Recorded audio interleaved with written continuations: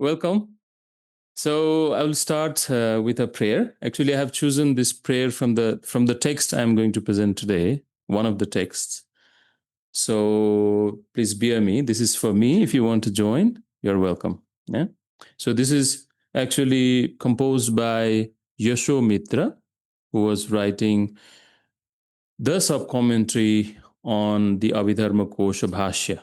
Yeah. So this is a prayer for the Buddha, and the translation is there. So महाबलो ज्ञान समादिदन्तो यः पञ्जरं जन्ममयं विदार्य विवेश निर्वृत्ति अटवीं प्रशान्तां तं शास्त्रनागं शिरसा Namami. Okay. So about this 84,000. Yeah. So the journey began when I was doing my PhD in Thailand. So it just happened that I started to read my text, PhD text, and then I stumbled upon certain very curious thing, in the first chapter of Abhidharma Kosha Bhashya. So Vasubandhu was introducing this new category of dharma, which he called dharmaskandha.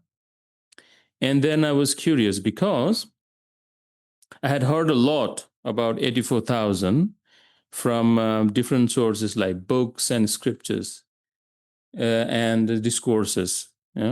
So I remember, I don't know the name of the Kenpo, but I still remember around 2005, I was listening to one discourse, and then Kenpo was saying, if you translate, if you print one Dharmaskandha, only one, I think we will need, I don't know, he mentioned a very big number, like 500 elephants to carry it, something like that. And I was wondering from that time, onwards, I was wondering about this 84,000, this number 84,000 and this Dharmaskandha. What is this 84,000? So that curiosity started to grow more when I was reading this text, and then I thought, okay, why don't I look at some of the Śrāvaka texts? That is the, and then it's quite common across the board, I think, among the Buddhist schools, that they think that Buddha is an extraordinary person with a lot of qualities. Like if you look at the list of qualities he had, 10 powers, and then 4, fearlessness, and then 5 avijñās, and then 18 unshared dharmas, and so on and so forth, right? And one of his qualities is mentioned as his style of teaching, that he could teach in a number of different ways. Yeah. So anyway, so I was thinking, what is this 84,000? How should I understand it? And then of course, we can't go to all the texts, and I was working with certain genre of text, which I would like to call broader Sarvāstivāda, those texts. And then, so my first question was, what is it really? Is it literal or symbolic? Yeah? Because now we have this tendency to say that everything, whatever we don't understand within this text, we often say, oh, maybe it's symbolic. Yeah, Mara is symbolic, and many other things are symbolic. And then there are various opinions on the definition and the measurement of this. There are different texts mentioning different numbers. Yeah, and then another question was like, why 84,000 or 80,000? Because the text I'm going to mention here will say from 80 to 82 to 84,000, actually, different numbers of dharmaskandhas that the Buddha taught. Okay. And what does it mean? Like, should we include Tantra too, apart from the sutras? Yeah.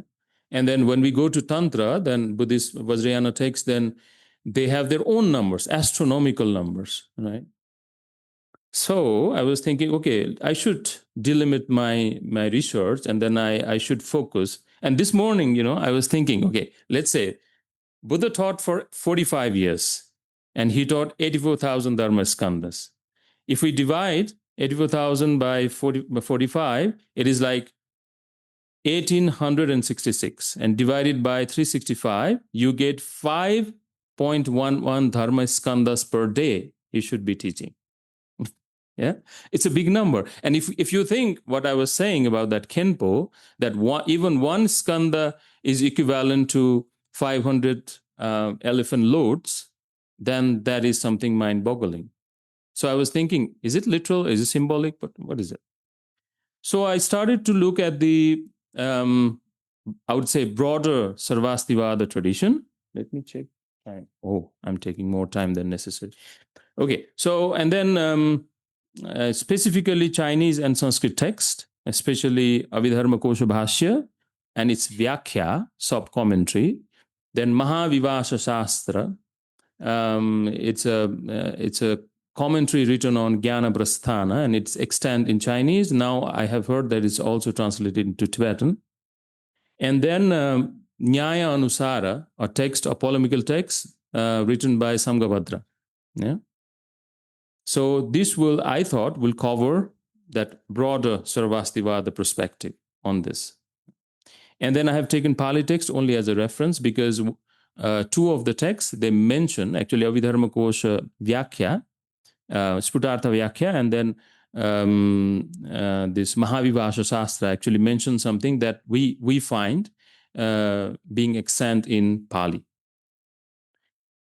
So let's see, the first text I'm going to here discuss is the Abhidharma Kosha Bhashya by Vasubandhu. It was written around 4th century. He actually summarizes and improves upon the Abhidharma texts that were being produced among the Sarvāstivādins. Yeah?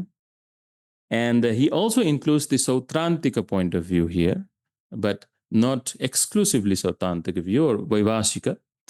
What he does is he writes all the Karikas from the point of view of Vaivāshika, mostly copied from Mahavivāsa or Samyukta Abhidharma Hridaya Shastra. Yeah? And then he analyzes them and then either refutes them or retain them from the point of view of different Nikayas and mostly from, let's say, Sautrantika point of view. So there are two basic questions around the first chapter, verse 25 and 26, regarding dharmaskandha. And he says, whether all the categories of dharma, also called aggregate in the sutras, should be included within the same 5 aggregates. Here, what he means is that how should we categorize dharmaskandha? We have this number. Yeah? Dharmaskandha is spoken by Buddha, and it is said that it is 84,000. So how should we understand? The meaning is that what is the nature and the definition of dharmaskandha? How should be? Yeah? And then what is the size? What is the amount of the teachings that Buddha taught during his lifetime? These are the two primary questions he asks around 1.25 and 1.26 of the first chapter, Dhatu Nirdesha. Yeah. So here is it. I have given the English translation and also the verse. So anyani api skanda ayatana dhatu samsabdani upalabhyante sutreshu. Yeah. So he is saying like there are other types of skanda ayatana and dhatu, what is called skanda and dhatu. They are also mentioned in the sutra. So how should we understand it? How should we do the samgraha, collection? In which way we should collect it? Abhidharma is all about, taxonomy, about grouping the things and then understanding how we should understand the teachings of the Buddha. So then he says, evireva samgraha na vyatirekaha. So he says, what he means is that we should collect it or include it within the traditional 5 skandhas. Yeah? And then he says, dharmaskandha sahasrani yani asitim jagau munihi tani vangnama vyette esham rupa samskara samgraha. Yeah? So those 80,000 dharmaskandhas that the Muni taught, yeah, they should be, and they are like Vak and Nama, and they are either grouped among the Rupa Skandha, yeah, or the Samskara Skandha. Rupa is the aggregate of form, and samskara is aggregate of co-producing factors, or there are several other different translations. So what he's saying is that, once again, he wants to understand the nature of dharmaskandha and how should we define it. And then there are two groups within the Sarvāstivāda fold. They understand this, the words of the Buddha, I mean, it's grouping in two different ways. And here he says, Yesham Vaka Sobhavam, and those people, for those people who understand it as a Vaka Sobhava, it has a Sobhava, the nature of speech, yeah, Buddha Vachanam, Tesham Tani Rupa Skandha Samgrahitani. So he thinks that, he proposes that they collected within the aggregate of rupa, aggregate of form. And then those who think that it has the nama svabhava, its nature is name, then it should be collected within the samskara skandha. Yeah? He gives this very terse explanation and in his auto commentary. And we don't know what he's saying actually. So who are these two groups, and what is the further explanation about it? So in order to understand that, then I went to the Sputartha Abhidharma Kosha Vyakhya. Yeah, it is composed by Yashomitra. We know very little about him. He was around 7th century, because the text and other things he uses indicates that probably he was around 7th century. We don't know much about him. Even the Tibetans don't have his complete biography. Yeah? And then among the 7 commentaries written on Abhidharma Kosha Bhashya in India, in ancient India, we have only 2 extant in Sanskrit. One by Yashomitra and another by Sthiramati. And Sthiramati, the one by Sthiramati is being edited right now. So here is the explanation by Vyakhya. Yeah. So Yesham Vaka Subhavam Buddha Vachanam iti. So about what Abhidharma Kosha was saying. Yesham Sautrantikanam Vaka Vikyapti Subhavam Tesam Tani Rupa Skandha Samgrahitani. So now he gives the name of the group. Yeah. So it is the Sautrantikas who consider them as it should be collected within the Rupa Skandha.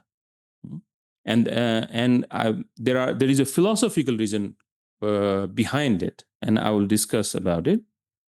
And then another group are the Vaivashikans. Yeah.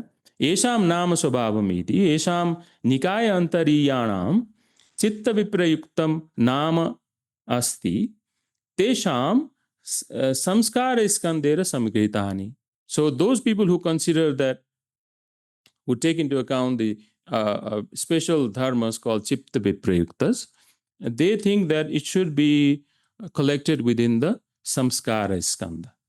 Yeah? Because samskaras, the names are collected within the samskara skandha. This is the reason they are saying this, is because of their philosophical differences. The philosophical differences between Vaivashikans and Sautrantikas. And I hope you know why they are called Vaivashikans and why they are called Sautrantikas, right? Those who subscribe to that big commentary written on Jnana Prasthana, which is called Vivasha, they are called Vaivashikans. And those who consider that Buddha taught Abhidharma within sutras, such as Artha Vinishchaya Sutra, and then they consider sutra as the end.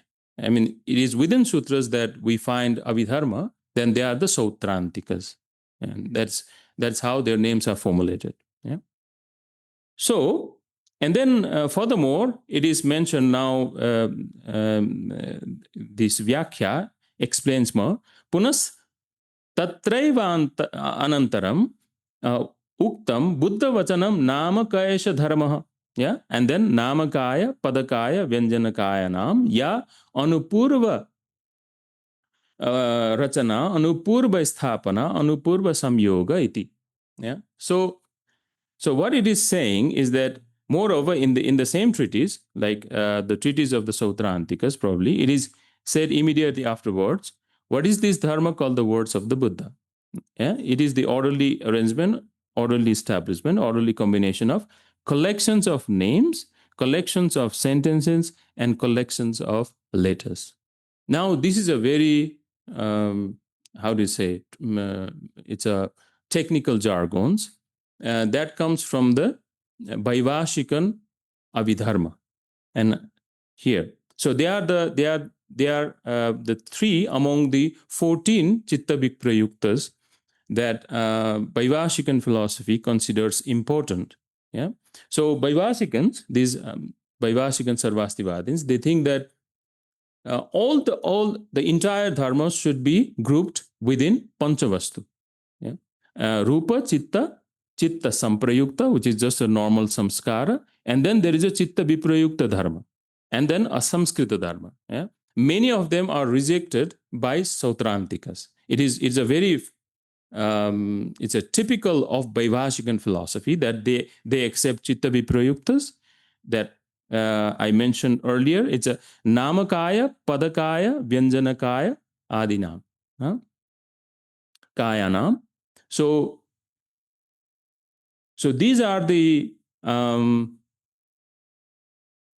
so they consider the entire dharmas, they group entire dharmas within the five vastu. It's a very typical Vaivashikan philosophy. So Rupa, Chitta Viprayukta, Chitta Samprayukta, Chitta Viprayukta, and the Asamskrita dharmas. Within Asamskrita dharmas, there are Akasha, the space, and then Pratisamkhya Nirodha and Apratisamkhya Nirodha. Yeah? This is rejected by Sautrantikas. They say that this is your extra thing that you have invented, and then we are not going to accept these categories. But anyway, so forces that are associated with neither materiality nor mentality, and thus they are listed in a separate category of factors in Abhidharma materials associated with the Sarvāstivāda school, these Vaivashikans. And it is also listed among the Baifa. It's 100 dharmas by Yogacharins too, and they expand upon it. So the Chitta Viprayukta Samskaras, it appears in the Dharmaskandha and Prakarana Pada, two important Sarvāstivāda Abhidharma earlier, and then it was picked by Vasubandhu. So this is the list. I'm not going to explain everything. So here you can see the 14th, 15th, and 16th. Yeah. So Namakaya, Padakaya, and the Vyanjanakaya. So for them, it is neither matter nor mind, but still there are some functions. For example, let's say we know that we say everything is impermanent. How do we know that everything is impermanent? What is the force behind it? And then they say it's because of this jati, yeah, 10th, 11th, 12th, and 13th dharmas, extra dharmas. These are extra forces. Yeah, they are dharmas. When we say dharma, from the point of view of from the Vaivashika, it's Swalakshana Dharana Dharma. So it's a dharma. It's because they hold their own Swalakshana. Their Swalakshana is a synonym for Swabhava. So for them, dharma means ultimately existing bits, which can further neither be divided by mind or any external forces. And they consider such 75 such dharmas as ultimately existing. Yeah, and 14 of them are also within those 75. Yes. So they are saying that the words of the Buddha, according to the Vaivashikans, the words of the Buddha, since they have this Nama Swabhava, they should be categorized within these Chitta Viparikta Samskaras. Yeah, Samskara skandhas, not in the skandha of form, yeah, skandha of matter, aggregate of matter, because these are special categories of dharmas.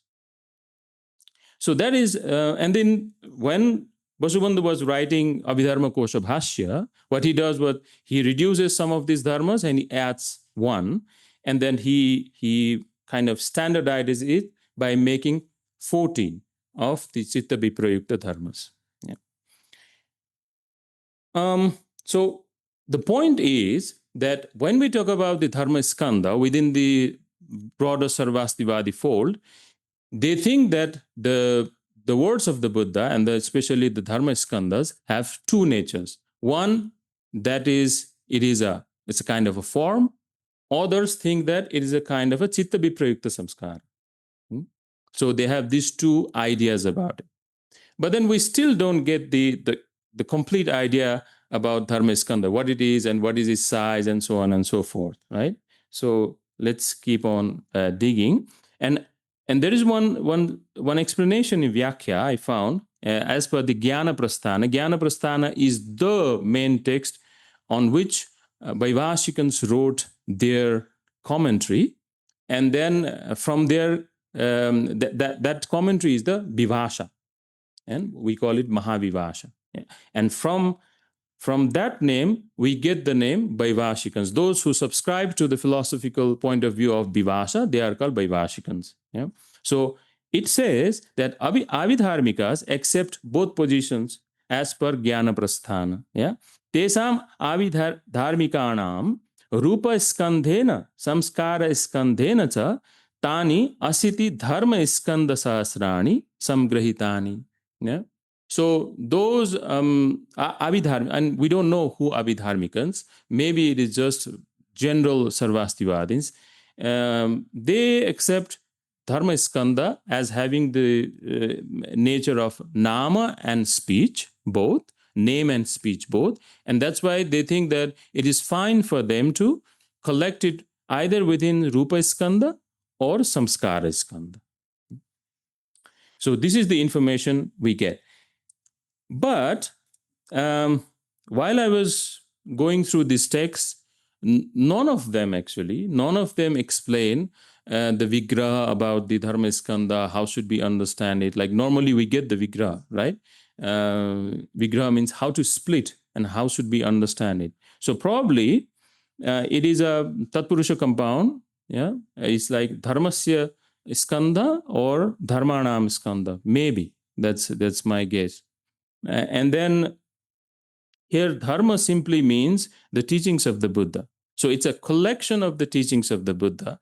It's not given in this text. It's not very forthrightly explained. But while going through this text, I gather that this is what they are trying to explain. Yeah. So dharmaskandha, more or less, we can say that it is a collection or heap of teachings of the Buddha, having either nama svabhava or it has a vaka svabhava. When we say vaka, speech, then it is a sound. Yeah? And sound, according to the Buddhist Abhidharma, sound is matter, rupa, one type of a rupa. Okay, now, and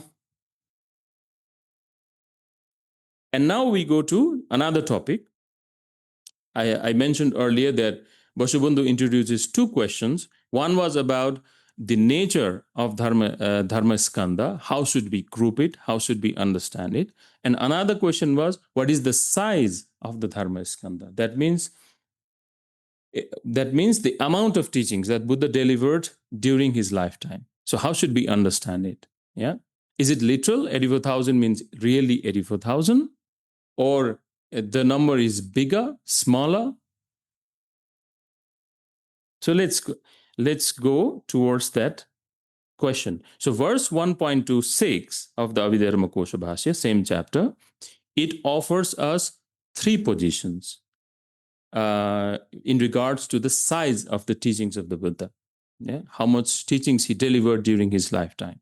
So the first position is Sastra Pramana iti eke. So some people think that it's a Sastra Pramana. Now it is a Bahuvri compound. That means it's the referent is somewhere else. It's referring to a text, certain text. So the size of the Buddha's teaching, that means in terms of dharmaskandha, is equivalent to that particular text. Yeah? Or skandhadinam katha ekashaha. So So some people, maybe we don't know, each and every dharma discourses of the Buddha is actually the dharmaskandha. Some people think that Buddha taught a lot of things like, let's say, panchaskandha, ayatana, dhatu, and so on and so forth. The list keeps on going if you look at Abhidharma. And each one of them actually is dharmaskandha, some people think. But, and then here, Charita Pratipakshastu, now Vasubandhu is introducing the third position, and the particle two is very important here, I think. And that is emphasized by Vyakhya too, its sub-commentary. Yeah. So, Charita Pratipakshastu, Dharmaskandho Anuvarnitaha. So, he says that Dharmaskandha is Anuvarnitaha, is explained as Charita Pratipaksha. So, it is a Pratipaksha is antidote, and Charita is some kind of behavioral tendencies. Yeah. So, however, so when he is saying however, probably he is contrasting with the earlier two positions, and he's proposing the third one, which probably is the definition in regards to the size of the Dharmaskandha. So let's see. Let's go to the two different texts. So, Sastra Pramana iti eke. So, eke tavat ahur dharmaskandha samyakasyaiva va avidharmas sastrasya asya pramanam iti tatsa shat sahasrani. So, what he's saying is that to begin with, some people say eke ahur that there is this Abhidharma text, yeah, called Dharmaskandha. And probably the size of the Dharmaskandha is equal to the size of one Dharmaskandha taught by the Buddha. Yeah. And then there is a second position regarding that, Apare Ahur, and then some other people say, what are they saying? Iskandhadinam katha ekashaha. So each and every like discourses such as let's say skandha, ayatana, dhatu, and then the eightfold path and four noble truths and so on and so forth, probably they are the dharma skandha. And there is a big list here like skandha, ayatana, dhatu, pratitya, samutpada, satya, ahara, dhyana, apramana, arupya, vimoksha, and then avibhayatana, krishnayatana, and bodhipaksha, and so on and so forth. Yeah. And then bodhi pakshika, abhigya, pratisambit, pranidhi jnana, arana, adinam, katha, pratyekam dharmaskandha.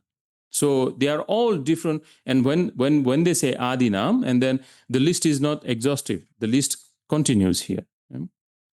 So you can read the translation. So the discourse on the aggregate entrance base, dependent origination, noble's truth, nutriment, so on and so forth, is each a dharmaskandha, yeah, non-conflict, and so on and so forth. So these are some of the important categories that explains the teachings of the Buddha. Some of them are related with the marga, the path. Some of them are related with some other things. So each one of them, there were some people among the Sarvāstivādins who thought that each of those teachings are actually dharmaskandha. That is the second position. Yeah. Then the third position is the Charita Pratipakshastu dharmaskandho anivarnitaha. So on the other hand, yeah, however, or on the other hand, the antidote to each behavioral tendencies, or you can translate it in different ways. I think Charita can be translated in several different ways. I prefer to translate it behavioral tendencies because it fits how we react according to our different types of kleshas. Yeah, raga, dvesha, moha, attachment, hatred, and so on and so forth. And which one is more pradhana? Which one is more prominent in our mind? So evam tu varnayanti asiti charita sahasrani sattvanam raga, dvesha, moha manadi charita bhedena. And tesam pratipakshena bhagavata asitir dharmaskandha sahasrani uktani. So what is saying that, on the other hand, in this way, the 84,000, it's 80,000 charita sahasrani sattvanam of the sentient beings. Sentient beings have around 80,000 different types of behavioral tendencies, yeah, such as raga, dvesa, moha, mana, adi, divided into these different emotional tendencies, or I don't know, afflictions, yeah. And then tesam pratipakshena bhagavata, so by the Buddha, as an antidote to those tendencies, the Buddha taught those 80,000 dharmaskandha. Yeah? So this is the third idea about the size of dharmaskandha. Yeah. Some people know. So the first one is, so it is the size of a text, which is called dharmaskandha, which is still extant now. Yeah? And one confusing thing about that text is that Vyakhya, which is the sub-commentary, it explains that everything else was lost and we have only that dharmaskandha. But that is not the case, because we have so many teachings of the Buddha extant even today. There are so many, there are at least two complete Tripitaka, yeah, Sarvāstivāda and the Pali. And then we have Mahāyāna teaching, we have Vajrayana teaching. So it doesn't really explain what happened there. So maybe that is probably is not the case, but anyway, let's go to the sub commentary to understand the implications of this explanation. So regarding the first one, charita pratipakshastu dharmaskandho anuvarnita iti, here two sabda purvokta paksha nirakaranaartho va avadharanartho va. Yeah. So it's like what Yasomitra is saying is that these two sabda, that however, that word in the verse, actually it is to set aside the previous two positions, yeah, and then or limit the previously mentioned position, or in the sense of delimiting, that is indicating that this is the last among the positions, probably. That is what it is meant by Yasomitra. Yeah, and then there is a statement in a sutra which says, "I have received dharmaskandhas exceeding 80,000 from the Bhagavad in his presence." Actually, this is found in several sources. Yeah. And then there is another statement in Pali. So dvasiti buddhato ganhim dve sasani bhikkhuto. Yeah. So what Ananda is saying is that I received around 82,000 from the Buddha, 82,000 dharmaskandhas from the Buddha. And then 2,000 more, I received it from the other senior monks, probably. So now the question is, when we are talking about the dharmaskandha, it is not only the words of the Buddha. Yeah? It is also the words of some senior monks. They were also considered as the dharmaskandha. Yeah? That is one thing that is explained by Vyakhya and actually kind of corroborated by this Ananda Theragatha. Anyway, the idea of dharmaskandha that Buddha taught 84,000 or 80,000, 82,000, 84,000 is across the board. You can find that in every sort of Buddhist schools, and they all accept it. Yeah? Then there is another statement in Abhidhamo ta Abhiboshalun. So in the Mahavivasha Shastra, that back translation is constructed. Probably that is what the title was initially. So Abhidharma Mahavivasha Shastra. Yeah. So in that Shastra also, it is mentioned that just as the sutra mentions Venerable Ananda saying the following to Bhikshu, I received in the Buddha's proximity 80,000 dharmaskandhas, and additionally received 2,000 transmitted from the Bhikshus.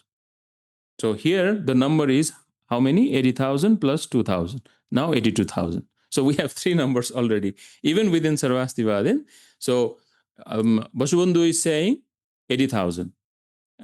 This text is saying 82,000, and Pali text as well as Vyakhya is saying 84,000. So we have three numbers. Yeah, so 82, 84,000.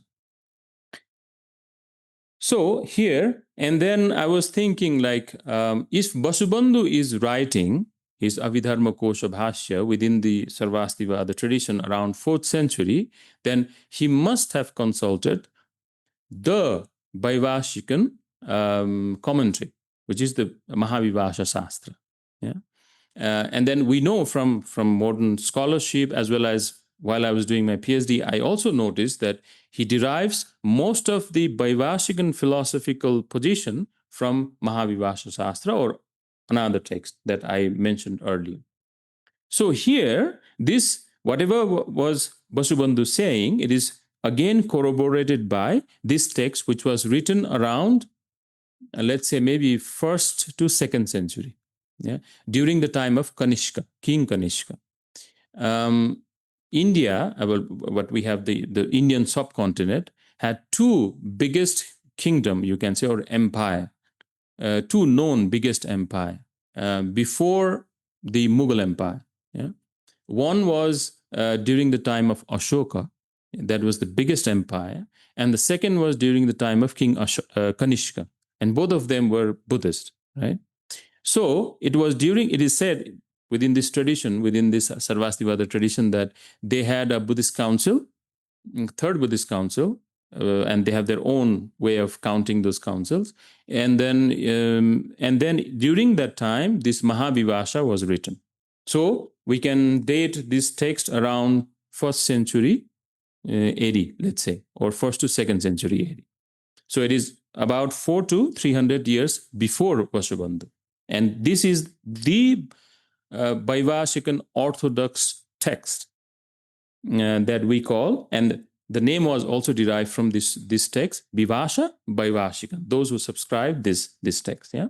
So here the question is that, given that the world honor one, yeah, Shruchun, Chi Sho, Chong To Fa Yun. Yeah. So Buddha taught so many dharmaskandhas, yeah, so many Yeah. So Buddha taught so many dharmaskandhas. So why we are mentioning about the 5? Yeah. Why are only 5 such as form has been mentioned? Why? What is the reason? Because Buddha taught 84,000 dharmaskandhas. And then what is the reason that we are limiting it to 5? And then the explanation is given that Bito Fa Yun Jie Shi Zai Ce Se Deng Wu Zhong Gu. Because all those, whether it is 84,000 or even bigger numbers, whatever number they were, they are actually collected within the 5 skandhas. Yeah, that is the reason why only 5 is mentioned. So this is how the text kind of builds up upon the idea of dharmaskandha. Now let's go further. And then it says, then in that sense, then within which aggregate that dharmaskandhas are some collected. Yeah. So P2 Fa Yun, Shi He Yun, She. So all those dharmaskandhas that we have mentioned, I mean, all the teachings of the Buddha, within which we collected. Yeah.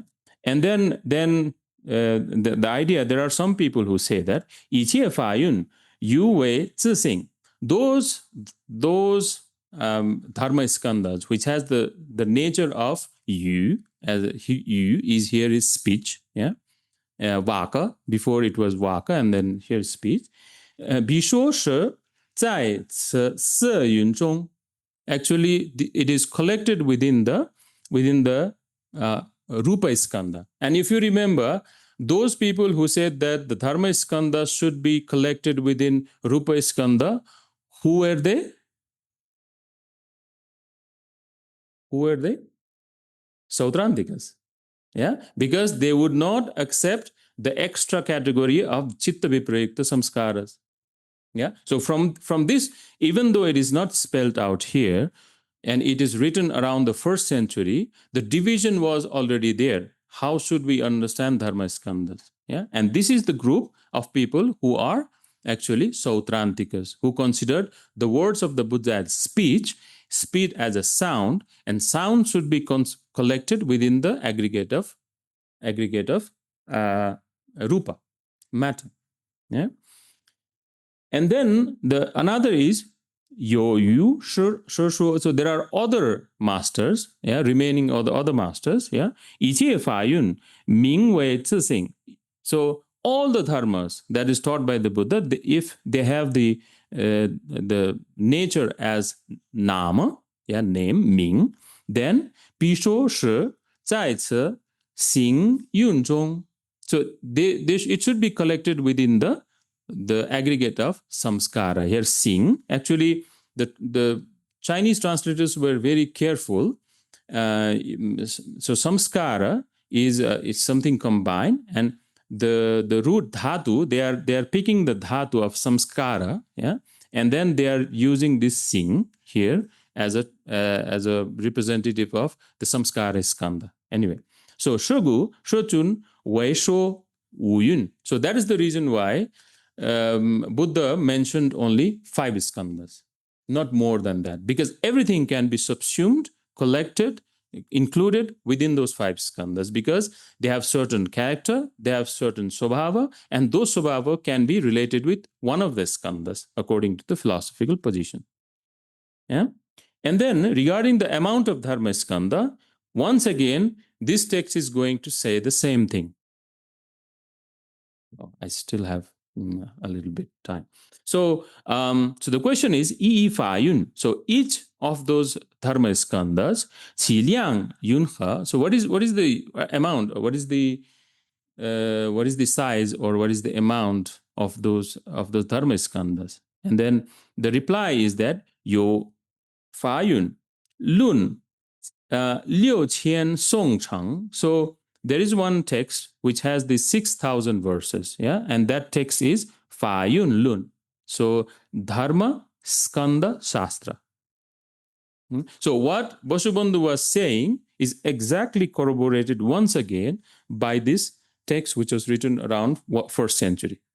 Yeah? So we know from this that Vasubandhu was not adding something, he was not creating something else. He was very true to the Vaibhasikan philosophy. The baseline information was being taken from the valid source, and then he was quoting them exactly how it is. And then Yi Fa Yun. So each one of those, all the dharmaskandhas, yeah, Garu Biliang. So it has the same amount, same measurement as that text. Yeah, each one of those dharmaskandhas. That is the measurement, the number of verses of one text called dharmaskandha. So one dharmaskandha taught by the Buddha should be equal to the number of verses of dharmaskandha shastra. This is the first position. Yeah. Now the second position. Fuyo Shota, that there are other people who say that regarding dharmaskandha is the second position. Ru Shechun Sho Yun. Yeah, 处戒时缘起地时念住正断. So again, the same list we read it earlier. So it is there is skandha, ayatana, dhatu, ahara, pradit samudpada, arya satya, and so on and so forth. Yeah, it's the same list.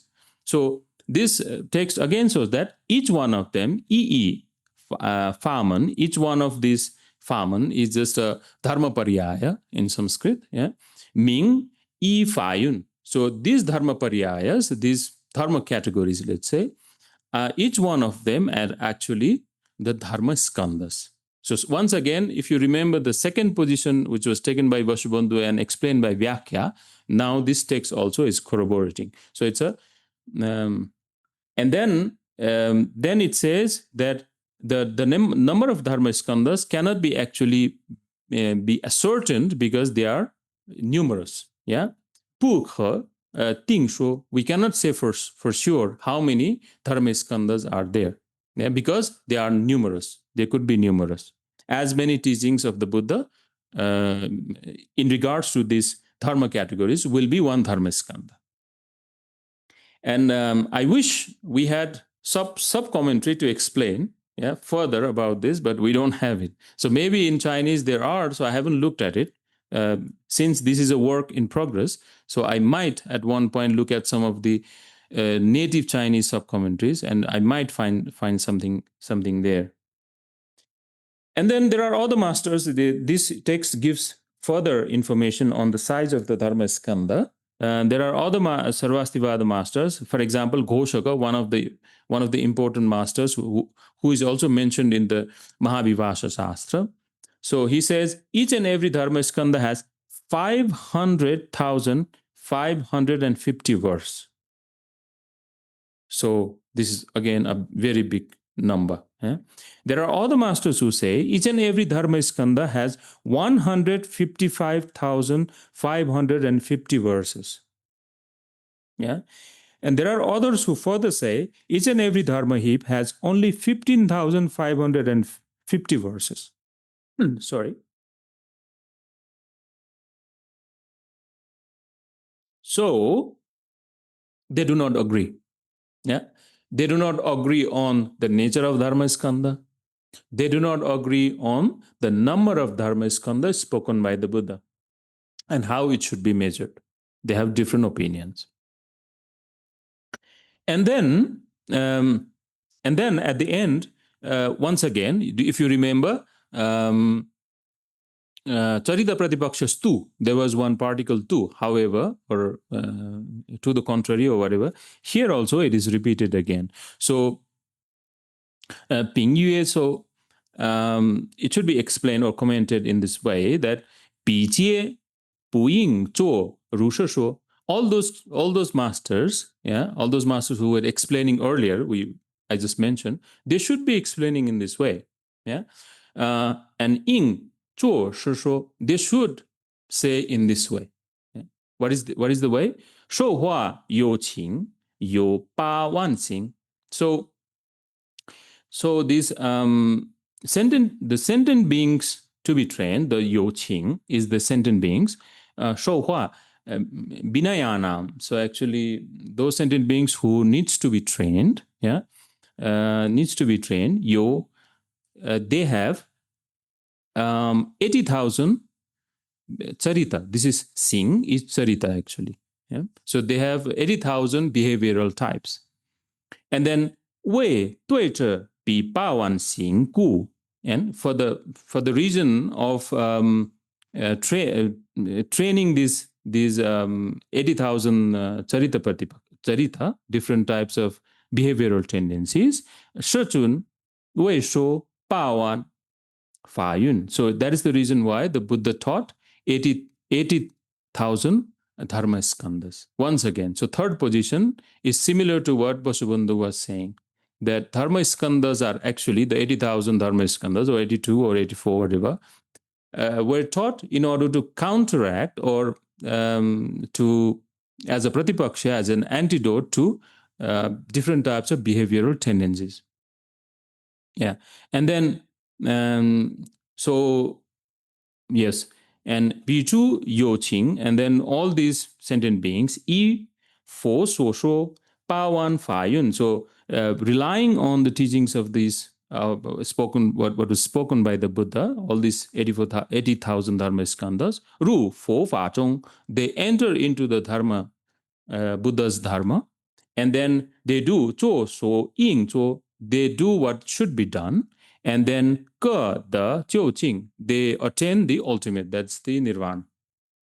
So the idea is that the third position about the dharmaskandha, the amount of dharmaskandha or size of the dharmaskandha, whatever you want to say, is that they are taught to counter different behavioral tendencies, which are 80,000 in numbers, and then all these teachings are actually their antidotes.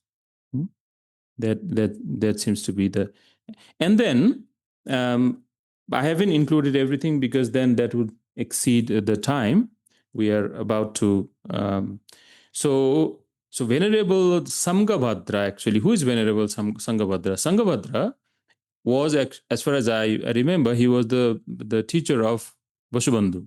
And then when Vasubandhu wrote Abhidharma Kosha only, the Karikas only, and he sent it to his teacher. And his teacher looked at those Karikas, I think it's more than 600 verses, and then he said, he noticed that there is certain word called kila, kila, here and there. Then he said, okay, we should wait for his auto commentary until and unless he sends us the auto commentary. What he means by this, we should not be excited that Vasubandhu wrote a treatise on the Vaibhashika. We should not be excited. And he was right, because when Vasubandhu wrote the auto commentary, every time he mentioned kila, actually he was not agreeing with the Vaibhashikan philosophy, and he would bring either the point of view of other Nikayas or Sautrantika point of view to refute it. Yeah.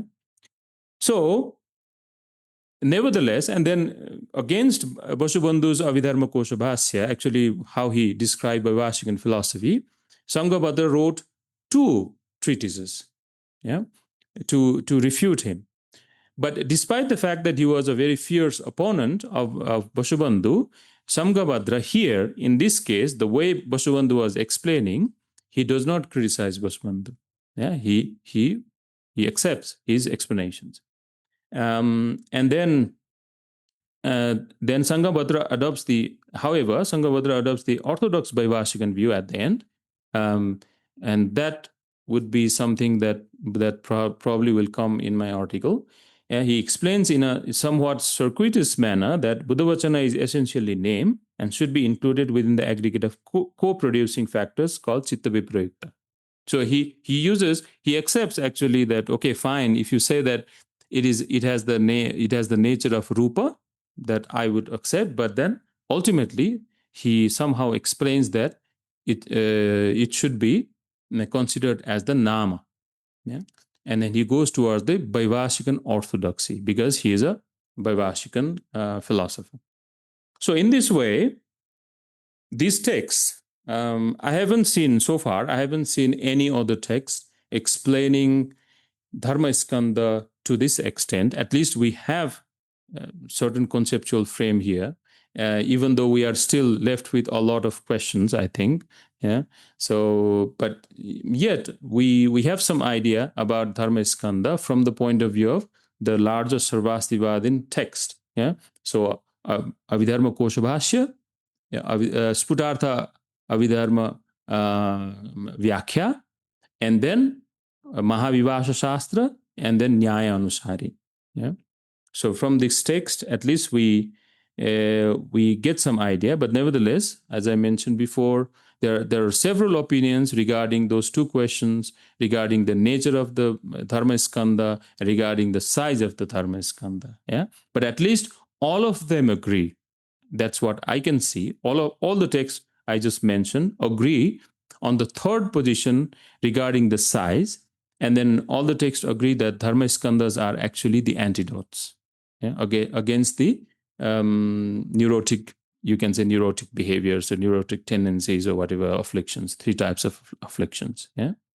So by saying this, I conclude this very small, a fraction of what. There's someone was saying some. I thought it's for me. So here I conclude. I think there will be a question and answer session. You can ask questions. Before that, it's for me. I would like to dedicate the merit. It's a very Buddhist thing. So it is composed by actually Arya Shura, the author who wrote Jataka Mala. Yeah, it's similar to the Jataka of the Pali canon, but it has some extra stories there. So, anena punnena tu sarvadarshitam avapya nirjitya cha dosha vidvishaha Jara ruja mritu mahormi samkulat samuddareyam bhavasagarat jagat bhavatu sarvamangalam, bhavatu sarvamangalam, bhavatu sarvamangalam. Thank you. It's about time.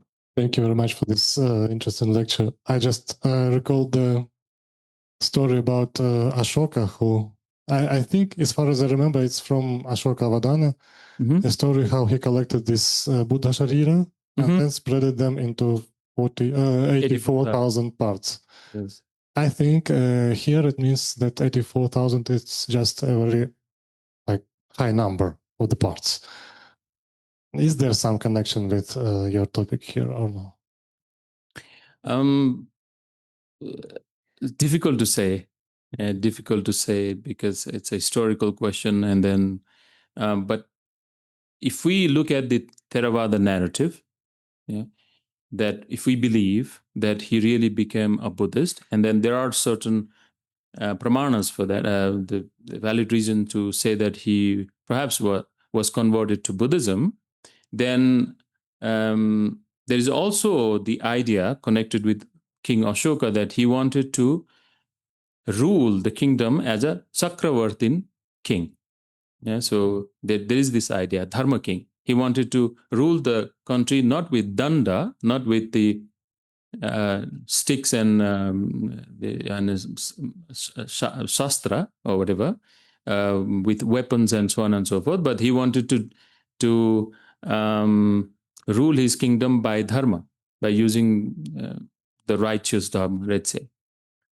So if we believe all this, then probably he was subscribing to this idea that Buddha taught 84,000 dharmas, and he wanted to establish those dharmas symbolically or otherwise all around India. Yeah, so it is probable. I would not say that is certainly the case because we can't say, but it might be the case that he was doing that. That he was on purpose. He asks his people to open those cascades which had Buddha's remaining asti dhatu.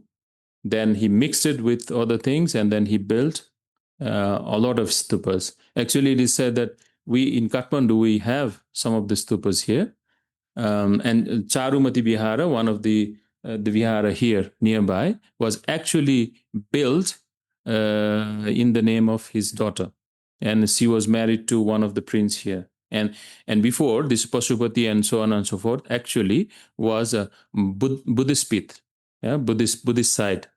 And later on, we don't know, around maybe 11th, 12th century, according to Rishikesh Shaha, one of the historians, it was at the time one of the Sankaracharyas actually came to Kathmandu Valley, and then he converted many of the Buddhist monuments and so on and so forth. It's said, it's mentioned in his, so I don't know. And it's also Janasruti or hearsay among the Newars also that one Sankaracharya came and then he converted and so on and so forth. So anyway, so we have some remnants of so-called sites built by Ashoka even here. So that is quite possible that 84,000, that figure is actually connected with this concept of 84,000. Dharmaskandhas taught by the Buddha. Yeah. Yes. Did you take into consideration this? Well, I remember the passage from Buddha Ghosa, a Pali passage, where he enumerated different types of Buddha Vachana. So 1 type, 2 type, 3 types, and there are also mentioned 9 angas, like genres of Buddhists. And then at the end, he says that there are also 84,000 types of this Buddha Vachana. Yes. I think it could give some help in interpreting this figure, 84,000. But I don't remember exactly, or maybe it's not clear what he meant by this 84,000 types of the text. Yeah, this Buddha Vachanas, actually, there is a very little clarity about Buddha Vachana, what Buddha Vachana is and what Buddha Vachanatva should be. Yeah, what is the lakshana or characteristics of the Buddha Vachana? So, because of the influence of Abrahamic religions, especially when Pali texts were studied at first, we started to think that we superimposed a lot that was going on between Catholics and Protestant. Yeah, and we start to look at that text, that ultimate text, that should be the Buddha Vachana. But that is not how Buddhists understood Buddha Vachana. For example, I just mentioned here in this lecture, I included the words of Ananda, saying that I heard 82,000 from Buddha and 2,000 from other senior monks. Yeah. So Buddhists never understood Buddha Vachana as something that was directly spoken by the Buddha himself. Right? They considered the Buddha Vachanatva, the lakshana, the characteristics of Buddha Vachana having certain characters. If that certain characters matches with the teachings of the Buddha, his purpose, his goal, then they considered it as Buddha Vachana. Now I remember one verse from the Adhyasaya Samchodana Sutra. Here, the Buddha is teaching to Maitreya, and the Buddha says, Yat kinchit suvasitam, Maitreya, sarvatat buddha bhashitam. Yeah. So what he's saying is that which is well said. Here, well said means, number one, it should remove the afflictions. It should show you the nature of the dharmas, nature of the samsara. It should show you nirvana. Yeah. Yat kinchit subhasitam, subhasitam, well spoken, well said, in the sense of that it removes your afflictions. It brings naiskramya within you, that you want to leave the world, that you understand the world. It is anitya anatma dukkha. That leads towards nirvana. Yat kinchit subhasitam, sarva tad buddha vasitam. That all of them actually is the Buddha Vashita. So if you consider this from the sutra, spoken by the Buddha, actually there are references in Pali Sutta also. There are, like, for example, there is one sutta called Gautami Sutta, yeah, where Buddha says similar things. If you look at the works of the Asanga, 4th century, he says similar things, yeah, and so on and so forth. So if we look at how Buddhists considered Buddha Vachana, it was different from how it is considered the words of, let's say, Jesus Christ. There is a qualitative difference there. Yeah? So in that sense, Buddhists classify 5 different types of Buddha Vachanas. So coming back to your first mentioning. Second thing, when we call the Navanga Sattu Sahasana, yeah, the Buddha's teachings were divided into 9 different angas. We do not know for sure when Buddha's teachings were grouped within these 9 angas. Yeah, it's Geya, Sutra, Vyakarana, and so on, Adhibhuta Dhamma, and so on and so forth. We don't have that categories now. The category we have is 5 Nikayas. Yeah, so Digha Nikaya, Majjhima Nikaya, so on and so forth. At what point of the history that original structure was dismantled and the new structure was adopted is something that I don't think we have found out. Yeah. So in the Pali text, we have this mentioning of the 9 Navanga Sattu Sahasana. In the Sanskrit text, we have Dwadasa Anga. So it's 12 membered Buddha's teaching. Yeah, the Buddha's teachings were grouped within the 12 different categories. Yeah. And one of them actually, and then there is also matches with the list in Pali text, one of them is Vaipulya. And Vaipulya is the Mahāyāna Sutras. So if we go according to that category, what you just said, Vaipulya Sutras were already extant. Vaipulya Sutras were already there and also mentioned by the Pali text, the Mahāyāna text actually. So anyway, I was just trying to give you, since you mentioned those lists, I was trying to give you some extra information And then probably we can also say that these are the dharmaskandhas, a different categories of dharmaskandhas. 5 skandha could be dharmaskandha.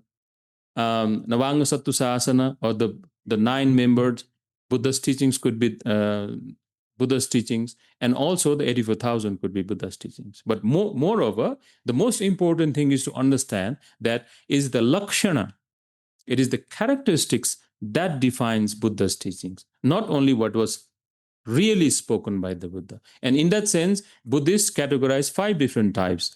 So if I understand, if I remember, it is the one we, eva maya srutam, eva me sutam, which is written that this is what I heard. This is only one category. It is the anugya vachana. It is called anugya vachana, that Buddha gave this authorization that you can write eva maya srutam and then kind of say that this is my vachana. That is only one. But there are other 4 which can be also called as the Buddha vachana. So all of these are dharmaskandhas. That's all I can say. Yeah. Yeah. Thank you so much for this talk. I was just wondering if the number 84,000 correlates with the 84,000 afflictions. Do you know where that number originally came from, and how that is usually enumerated or broken down? Just anything you can share about the 84,000? I can give you the idea how it can be broken down. Like, for example, if it is 84,000, then let's say 21,000 pertaining to raga, attachment, 21,000 pertaining to dvesha, aggression, 21,000 related to moha, delusion, and other 21,000 mixed together. So that makes that number 84,000. Yeah, that is the combination of 84,000. So that is one explanation I have read. And apart from that, I don't remember how it is explained.